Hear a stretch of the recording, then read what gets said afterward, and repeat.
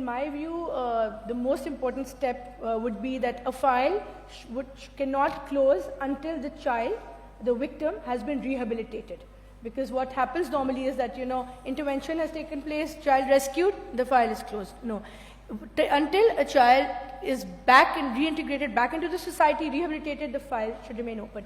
And I would like to mention a very, very big milestone taken by the Punjab government last month, which is the approval of the first ever child protection policy of Pakistan. So this is the first policy passed by the Punjab cabinet thanks to the Chief Minister Punjab, and this integrates all stakeholders working for children, whether it's Safe Cities, whether it's Law Department, Police Department, Education Department, all of that. And you will soon see its implementation also, inshallah. I've seen over the last 5 years, the trend has changed drastically.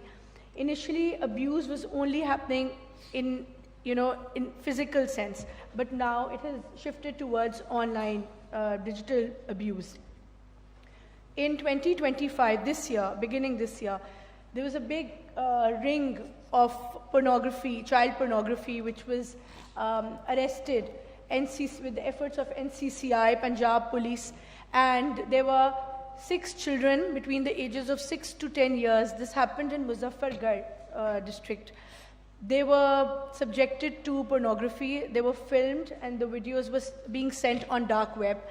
And these children, after the operation was conducted by NCCI and our police, Punjab Police, these children and CCD, the Crime Control Department of Punjab, these children were transferred to my bureau, which is the Child Protection Welfare Bureau, until the court gave a judgment on where they're supposed to go next. So these kids were being paid rupees 500 for an hour of, filming their abuse activities. Whatever they were being exploited, it was being filmed and sent to dark web, and they were paid 500 rupees per hour.